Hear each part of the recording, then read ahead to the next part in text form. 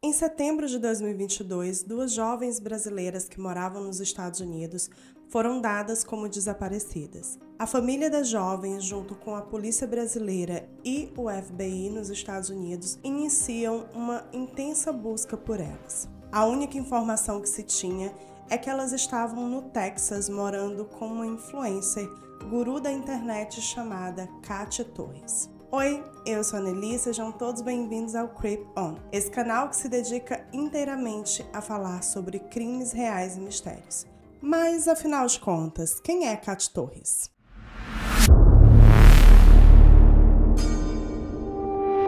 Catiúcia Torres Soares nasceu em Belém do Pará. Ela veio de família simples e um tanto quanto desestruturada. O pai da Catiúcia era alcoólico e isso gerava vários problemas para a família. A Cati, ela percebeu logo cedo que ela era uma mulher padrão. Ela era bonita, ela era alta, magra, loira. Isso fez com que ela percebesse que ela tinha a oportunidade de trabalhar como modelo para assim, quem sabe, conseguir sair da vida que ela tinha morando com os pais. Ainda na adolescência, ela começa uma carreira como modelo. Logo, ela está participando ali de concursos de beleza e ganhando alguns desses concursos também. E antes de completar 18 anos, ela se muda do Pará para o Rio de Janeiro para investir na carreira de modelo dela. Lá no Rio de Janeiro, ela começa a trabalhar com algumas agências e aos 18 anos de idade ela recebe uma proposta de uma dessas agências para ela ir morar no exterior. Ela ficaria uma temporada morando na Europa e trabalhando como modelo. E é óbvio que ela aceita a proposta e vai morar na Europa. Nesse período da vida da Kátia, ela trabalhou para várias marcas de lingerie e de outros produtos, sempre como modelo fotográfica. E assim, eram empresas muito grandes. Por exemplo, ela fez vários trabalhos para Victoria's Secret, ela fez trabalhos para Gillette, para L'Oréal e ela viajou o mundo inteiro por conta desse trabalho, desses trabalhos. Ela foi para a Coreia, ela foi para a Rússia, para diversos países do mundo trabalhando como modelo. Em 2013, houve um burburinho sobre um suposto envolvimento da Kátia Torres com Leonardo DiCaprio. Eles foram fotografados juntos em Paris, ao que parece eles estavam hospedados no mesmo lugar e acabaram indo para alguns eventos e foram vistos juntos. É óbvio, que na época a Kátia era bem jovem e o Léo DiCaprio é conhecido por gostar de modelos loiras jovens. Inclusive, ele namorou a Gisele Bündchen e começaram ali as especulações a respeito se estava rolando um relacionamento entre eles, se eles estavam juntos e tal. E a Kátia se pronuncia nesse período. Abro aspas. Eu conheci o Léo em Cannes, ficamos hospedados na mesma casa no festival. Em relação à foto, não sei como conseguiram, porque os seguranças dele ficam em cima e ninguém pode chegar perto em nenhuma circunstância. O Léo é incrível, me preocupo com o que ele vai pensar. Temos um pacto de que nada jamais pode ser dito. As pessoas nos viram em muitos lugares juntos, então não precisaram perguntar. Fecho aspas. Assim, esses depoimentos da Kátia não confirmavam assim, preto no branco, sim, estamos tendo um relacionamento, mas deixava no ar que sim, que eles estava rolando alguma coisa ali entre eles. Porém, algum tempo depois, essas especulações foram desmentidas por várias revistas e jornais britânicos. Um desses jornais foi o jornal Daily Mail. Segundo esse jornal, uma fonte de dentro ali do círculo pessoal do Leonardo DiCaprio desmentiu completamente essa história de que eles estavam tendo um romance, estava rolando alguma coisa entre eles. E ficou meio que o dito pelo não dito. Na época, as pessoas ficaram se perguntando quem que estava mentindo nessa história toda. Depois de algum tempo, a Kátia vem para o Brasil e participa do programa do Amaury Júnior. Nessa participação, que inclusive é muito polêmica, ela diz que essa história toda era fofoca, que as pessoas estavam somente especulando e que ela, inclusive, nem pode falar sobre esse assunto. Mas é óbvio que esse rolê todo com o Leonardo DiCaprio rendeu, assim, muita coisa pra Kátia, Assim, a mídia brasileira ficou muito em cima e ela ficou muito conhecida aqui no Brasil nesse período. Apesar disso, ela não fica morando no Brasil e se muda para os Estados Unidos. E é nos Estados Unidos, morando em Nova York, que ela começa a investir nas redes sociais dela. Ela começa a fazer muitos posts no Instagram, a conta dela cresce muito e ela ganha milhões de seguidores nessa época. A partir desse momento, a Kat começa a migrar de modelo para uma espécie de coach. Já nesse início dos trabalhos dela nas redes sociais, principalmente com o Instagram, ela começa a fazer posts falando sobre motivação, positividade, lei da atração. Você tem aquilo que você atrai, pense positivo que todas as coisas darão certo na sua vida, sabe? Esse rolê assim bem coach mesmo, que inclusive, gente, se alguém que é coach está me assistindo, me desculpe, mas eu acho muito irritante, sabe? Porque não dá pra você tirar a vida dos outros pela sua, né? E dizer que as pessoas são pobres porque querem, ou que não conseguem determinadas coisas porque não se esforçam bastante, é muita meritocracia, assim, pra minha cabeça. Foi assim que a Kat começou a alçar na internet, né? Ela foi ganhando muita visibilidade. Os posts eram, assim, muito glamurosos, sabe? Era como se ela estivesse vivendo uma vida muito luxuosa nos Estados Unidos. Um apartamento de luxo em Nova York. E, sabe, tipo, fotos do dia a dia dela, assim, um dia a dia extremamente glamuroso mesmo. No Instagram, era exatamente isso que a Kat vendia. Uma mulher linda, morando no exterior, com roupas, sapatos, bolsas caras, um apartamento lindo, uma vida perfeita, todos os sonhos realizados. Existem suposições de que nessa época a Kat tinha envolvimento com homens mais velhos que bancavam esses luxos dela. Porque assim, realmente ela tinha muita roupa cara, muita bolsa cara, sapato caro. E aí tem boatos de um sugar dad. E um sugar dad muito rico e russo. Porque o que acontece? Nessa época, ela ainda não ganhava tanto dinheiro assim com a internet. Provavelmente ela tinha algum dinheiro guardado dos trabalhos dela como modelo, mas não eram o suficiente para ela viver a vida de luxo que ela estava vivendo ou que ela dizia viver, né? Então, se criaram essas suposições, muitos amigos dela falaram sobre isso, amigos dela da época, falaram que realmente tinha um homem mais velho que dava dinheiro para ela, né? Existe essa história de que realmente ela era bancada por alguém. Só que isso não duraria muito tempo. Apesar dessas histórias de um sugar dad e de ser um homem que bancava ela, essa vida glamurosa dela rendeu para ela milhões de seguidores. E foi a partir dessa comunidade que ela foi criando na internet que ela começaria a ganhar muito dinheiro posteriormente. A Kat desenvolveu um problema muito sério no seio esquerdo dela. Eu não vou conseguir explicar assim tecnicamente para vocês o que era. Aparentemente era uma bactéria que estava comendo a carne do seio dela, era assim um rolê bem pesado mesmo. E era uma doença muito séria e muito rara. Por conta disso, ela teve que retirar o seio esquerdo e fez uma reconstituição. Algumas pessoas que eram próximas dela nessa época disseram que a partir desse momento, esses homens, né, que supostamente bancavam ela, meio que desapareceram. E aí ela vai tentar uma carreira de atriz em Los Angeles. Indo para Los Angeles para tentar trabalhar como atriz, a Kat entra em contato com o ayahuasca. O chá de ayahuasca, também conhecido como Santo Daime, é uma bebida feita a partir da infusão de duas plantas amazônicas, o cipó jagube e o arbusto chacrona. É uma bebida considerada sagrada para alguns povos indígenas, mas também é um psicodélico muito potente, que causa desinibição e visões psicodélicas. Por conta disso, muitos cultos, seitas e pessoas que tentam alcançar uma evolução espiritual utilizam o chá de ayahuasca para tentar transcender. E aqui eu vou abrir um parêntese para dizer que não existe nenhuma comprovação científica de que o ayahuasca venha realmente a desenvolver, né, a trazer para a pessoa essa evolução espiritual. E, além disso, se não usado da forma correta, ele pode ser perigoso. Então, né, só deixando claro aqui. Para Kat, no entanto, esse encontro dela com o ayahuasca foi um divisor de águas. A Catiúcia dizia que desde criança ela era muito espiritualizada e ela tinha assim alguns poderes. Ela dizia que ouvia vozes. Essas vozes vinham de uma entidade que ela chamava de a voz, e era exatamente essa entidade que guiava ela. Ela também dizia que conseguia falar com os anjos e com extraterrestres. Essa também foi a base do programa de coaching da Kátia, que ela criaria posteriormente.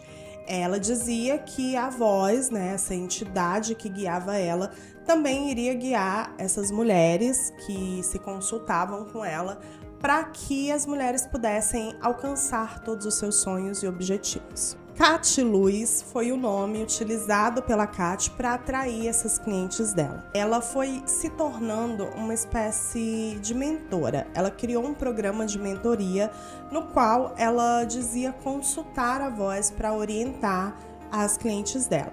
Muitas dessas mulheres passaram a ficar viciadas nessas consultas. Elas iam falar com a Kat para tomar absolutamente todas as decisões das vidas dela. Desde coisas muito importantes como casamento, negócios, até coisas triviais da vida, sabe? Decisões de tipo, que roupa eu devo vestir hoje para que eu tenha um excelente dia. E é óbvio que a Kat cobrava por essas consultas e isso rendeu para ela muito dinheiro.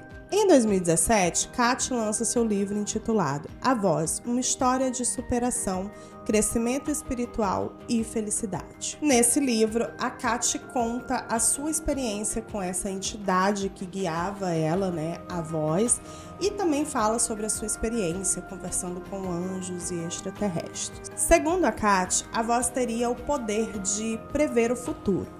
E a partir dessas previsões que a voz tinha e passava para ela, né, como a escolhida para receber essas mensagens, que ela foi traçando o seu caminho para alcançar todos os seus objetivos e todos os seus sonhos. E, por um valor razoável, a voz também poderia te guiar, a voz também poderia te ajudar a alcançar os seus objetivos, os seus sonhos, todas as coisas que você quer e deseja.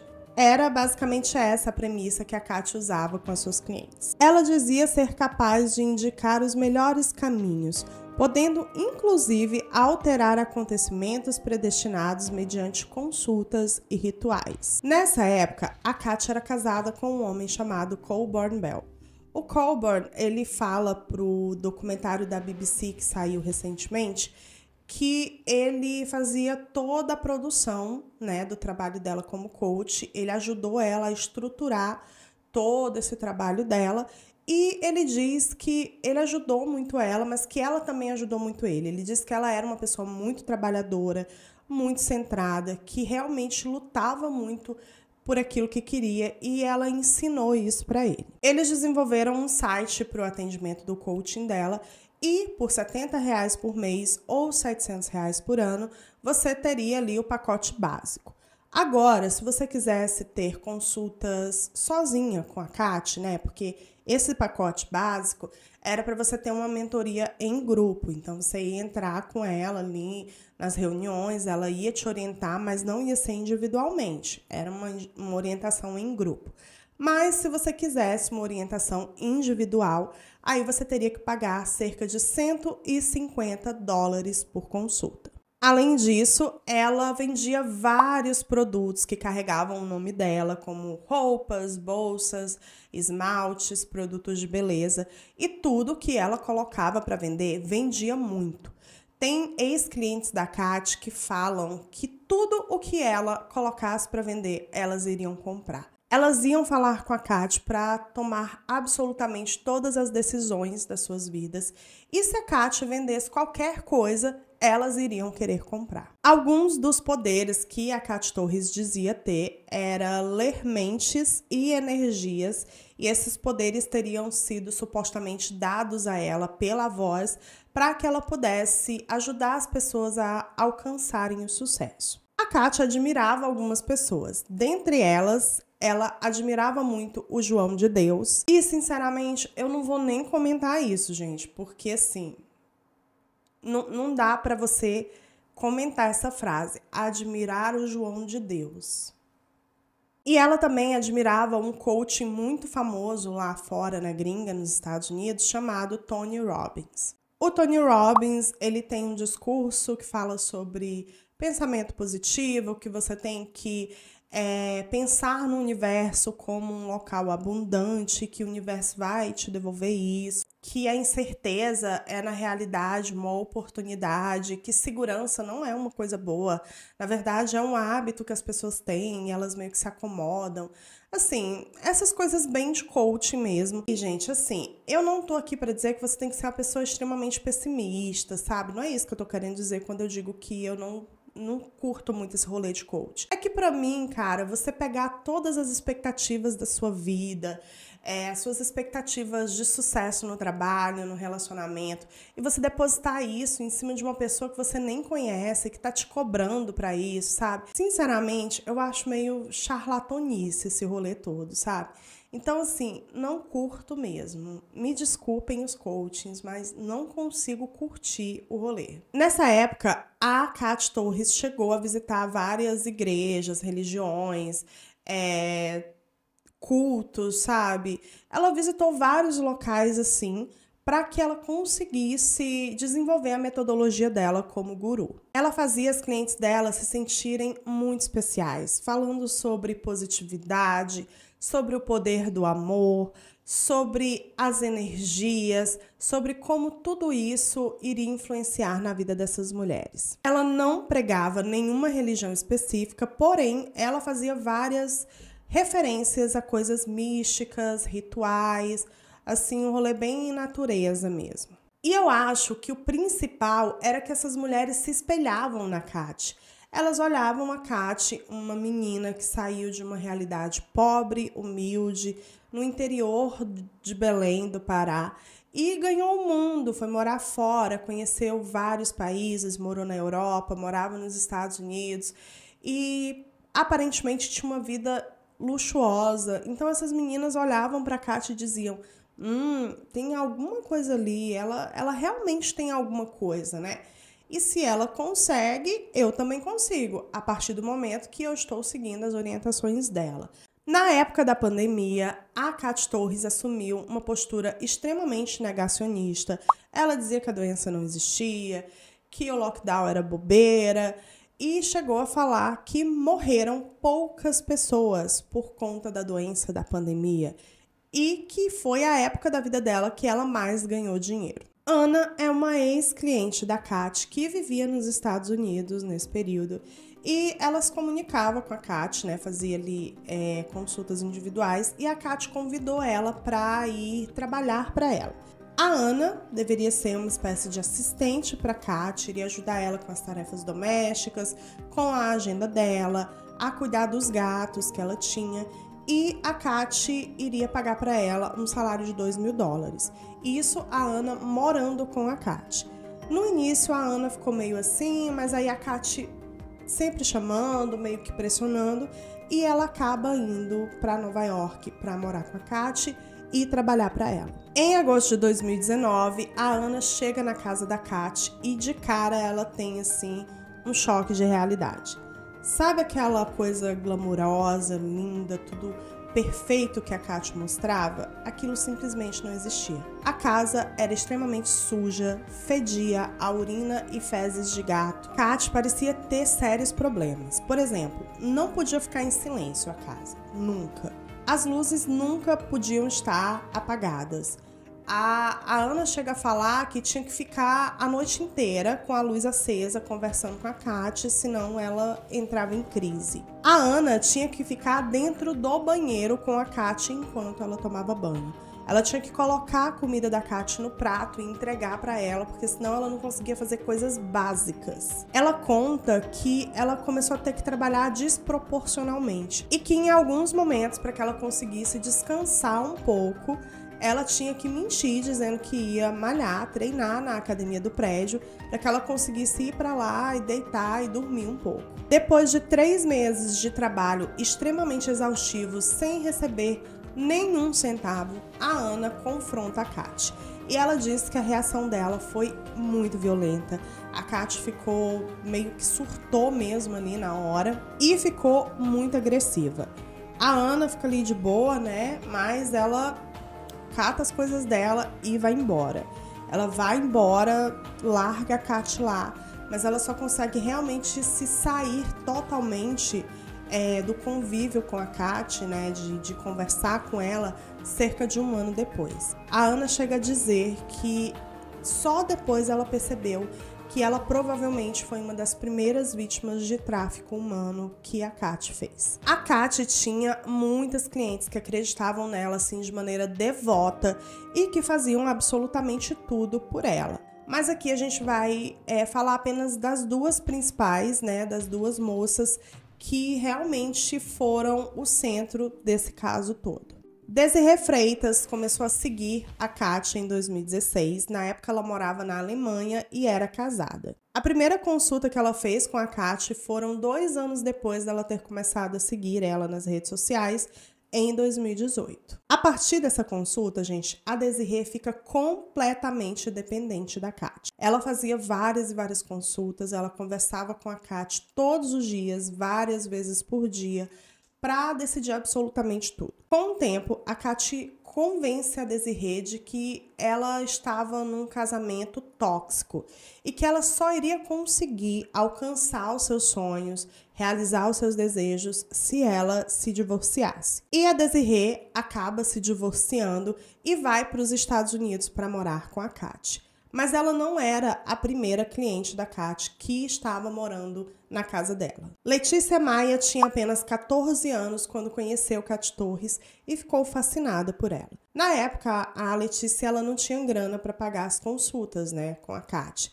E aí ela conversa com a Kátia, eu acredito que pelo próprio Instagram, e a Kátia dá algumas ideias para ela. Por exemplo, diz para ela vender doce na praça da cidade que ela morava, para ela levantar dinheiro e pagar as consultas. E a Letícia realmente vai lá, vende os doces e começa a pagar as consultas. A partir dessas consultas que ela começou a ter com a Kátia fala para ela que ela precisa ir para os Estados Unidos, porque ela iria conseguir conquistar tudo que ela sempre quis morando nos Estados Unidos. É aí que a Kátia fala para ela sobre o programa de au pair. O programa de au pair é o programa de intercâmbio mais barato que existe e ele dá a oportunidade de moças irem morar nos Estados Unidos para estudar a língua, né, e conhecer a cultura. Basicamente, você se inscreve no programa, paga as taxas e tal, e você vai ficar com uma host family. Você fica com essa família e trabalha para eles como babá, normalmente cuidando dos filhos deles. Eles te pagam um salário semanal, um salário simbólico, e você tem casa e alimentação. E morando nos Estados Unidos, fazendo esse trabalho, você também tem que fazer alguns cursos, estudar, né? Tudo que faz parte do programa. Em 2019, a Letícia vai morar nos Estados Unidos para trabalhar como au pair. Eventualmente, ela larga o programa de intercâmbio e vai viver com a Kátia. A Letícia é a primeira a ir viver com a Kátia e na época a Kátia era casada com um outro cara, um homem de 22 anos que ela conheceu na Califórnia chamado Zach. E a Letícia iria trabalhar como assistente da Kátia, assim como a Desirê mais na frente. No início, ela sempre postava fotos muito glamourosas dela e da Letícia. Por um período, inclusive, eles moraram em um motorhome, a Kátia, a Letícia e o Zach, o marido da Kátia, e viajaram o país inteiro. Ao chegarem na casa, a Kátia faz junto com elas vários rituais espirituais para que tudo dê certo e chega a postar no Instagram que agora ela tinha um clã de bruxas. No período em que a Letícia vai morar com a Kátia e elas moram ali no motorhome junto com o Zach, a Kátia já tá assim num período bem estranho da sua trajetória ali como coach. Tem, inclusive, alguns vídeos que a própria Letícia gravou, porque a Kátia pede para ela gravar, e a Kátia tá, assim, num surto psicótico. ela tá falando coisas assim bem estranhas, falando que é Jesus, falando em deuses, em escuridão. Ela deita no chão. É assim um rolê muito, muito bizarro mesmo. You're gonna lay on the floor in this position like this with your hands here where we can see them. Lay on the floor. It is a feel my body, my body, my body. You're gonna lay like this when Factory Making passes you. Are you filming me? Mm-hmm. Do they understand? Yes. Moms are right here, away from your body. Do not touch each other. Do not touch each other. You have to be right this, like this. Do not touch each other because you can be manipulated by the force of the gods. A Desirê também chega para viver com a Kat e ela seria também um assistente. E assim, gente, tem muitas postagens da Kat Torres chamando várias das mulheres que eram clientes dela para irem morar nos Estados Unidos, dizendo que está ajudando essas mulheres a irem para fora, a realizarem seus sonhos, que ela ajuda com os vistos e tudo mais, e sempre colocando a Letícia e a Desirê como exemplos disso. Depois de um tempo, a Kat começa a falar sobre as despesas que ela teve com as meninas. Ela fala sobre as passagens, ela fala sobre alimentação, sobre moradia, sobre todas essas coisas. A Desirê fala no livro que ela escreveu que ela foi convencida pela Kat a trabalhar em uma boate de striptease.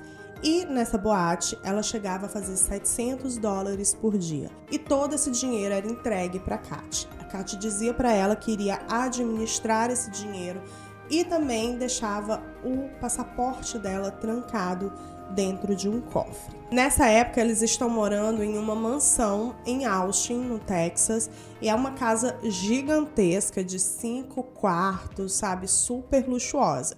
E a Kat sempre fazendo posts, mostrando as meninas, dizendo que as meninas estavam vivendo o sonho americano, vivendo com ela lá fora. Na casa, no entanto, imperava a lei do silêncio. As meninas não podiam conversar entre si. Nessa mesma época, tinha uma brasileira que estava morando em Boston, nos Estados Unidos.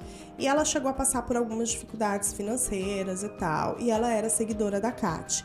Quando a Kat começa a falar sobre as mulheres irem para lá, morar com ela e tal, essa moça entra em contato com a Kat, fala pra ela que sabe dar aula de yoga, que poderia ser útil pra Kat. E a Kat fala, vem pra cá que a gente tem um lugar pra você e tal. E teoricamente ela iria pra lá pra ajudar a Kat, mas não pra ser uma empregada doméstica. E é isso que ela é, gente. Ela chega lá e ela precisa fazer todo o serviço da casa, sem folga e sem remuneração. Um trabalho realmente análogo à escravidão. Depois de um tempo, essa moça consegue fugir da casa da Kat.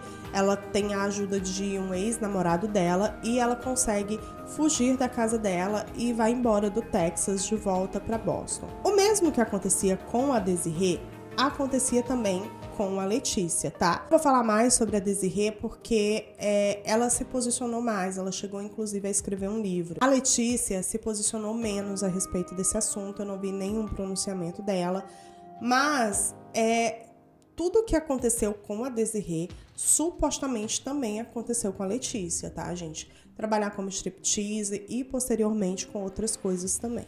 A Kat, então, começa a coagir as meninas a se prostituir.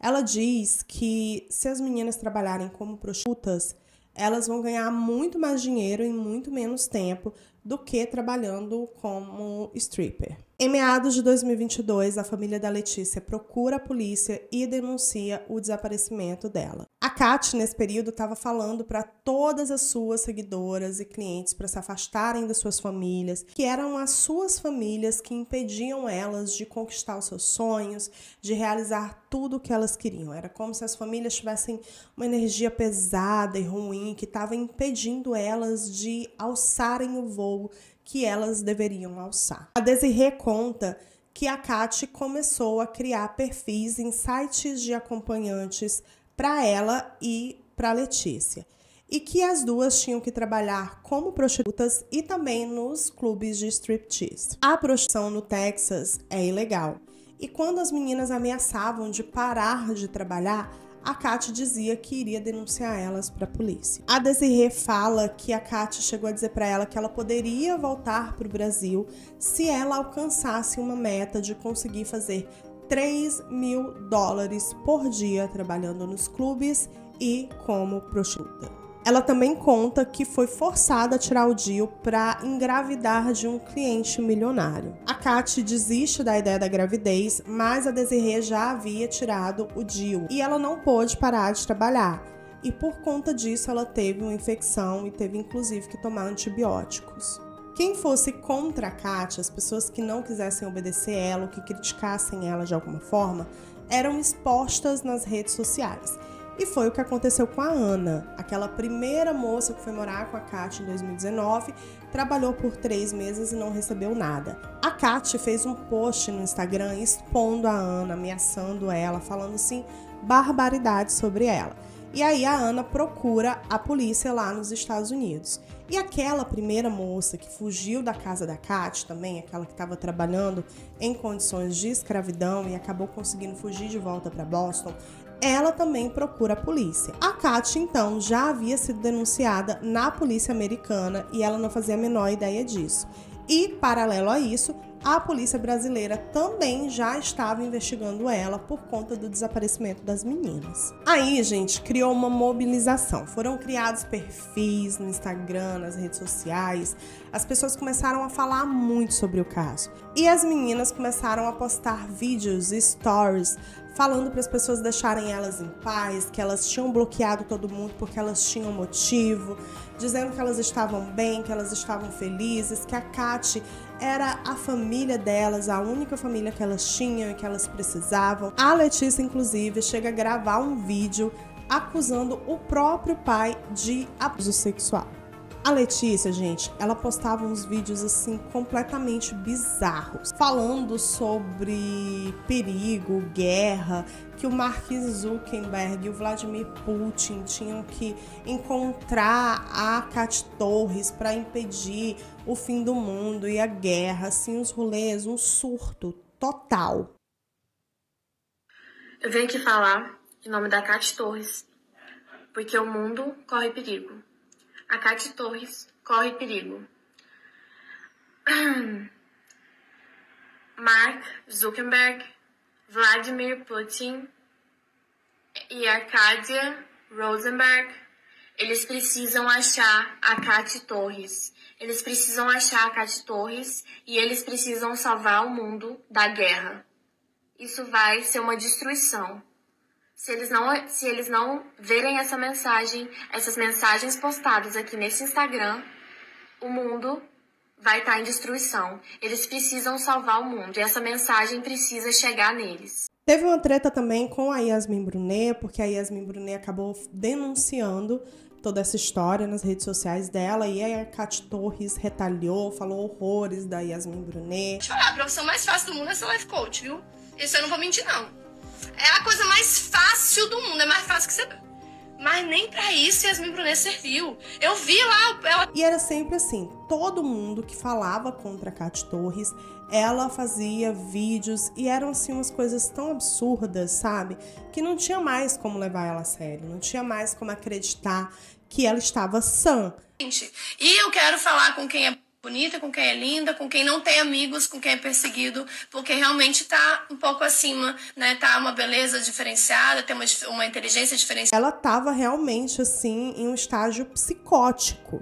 A Desirê escreve, né, um livro depois que tudo isso acontece e ela conta que ela sofria várias ameaças da Kat e a moça que tinha fugido, né, da casa da Kat no Texas para Boston, ela conta que tinham várias armas na casa, que o Zach, o marido da Kat, tinha diversas armas e que ela tinha muito medo do que poderia acontecer com ela. As famílias das meninas conseguem encontrar os perfis delas nos sites de acompanhante e no perfil tinha o endereço da casa que elas moravam no Texas e aí elas denunciam para a polícia. Só que a Kat, junto com as meninas, já estava fugindo do Texas para o Maine. A polícia americana chega inclusive a ligar para Kat Torres e ela tá dentro do carro na estrada, indo do Texas para o Maine com as meninas. E eles querem falar com a Desirê, com a Letícia, ver se tá tudo certo. E ela passa para as meninas dizem que não, estamos bem, está tudo certo, tá tudo ok, estamos aqui por vontade própria. O que ela não sabia é que estava sendo gravado tudo isso. uma das meninas estava gravando logo no início, inclusive é gravado o momento em que a Kátia está coagindo elas a dizerem que está tudo bem e que não era para elas falarem nada de errado pro detetive que estava no telefone. O policial, muito esperto, convence a Kátia a ir até uma delegacia no Maine para conversar, para ele entender a situação.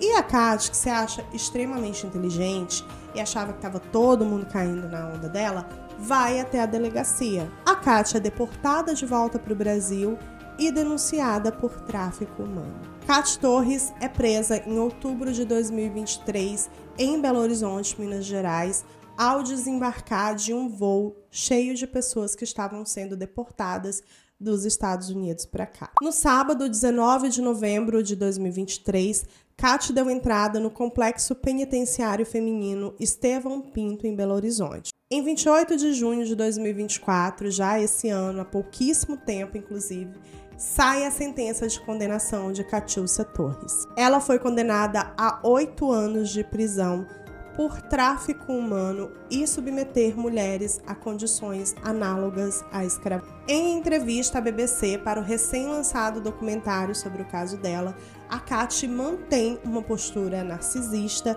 e diz que foi injustiçada, negando todas as acusações. Ela ainda se autoclassifica como uma guru de verdade e fala que as suas clientes a viam como Deus, mesmo ela deixando claro que ela não era. Eu acho o caso da Kátia Torres muito bizarro e eu acho muito, sabe, eu sempre fico me perguntando, eu cheguei a falar sobre isso no vídeo sobre Synanon, como as pessoas conseguem ser manipuladas por esses líderes de cultos e de seitas, né?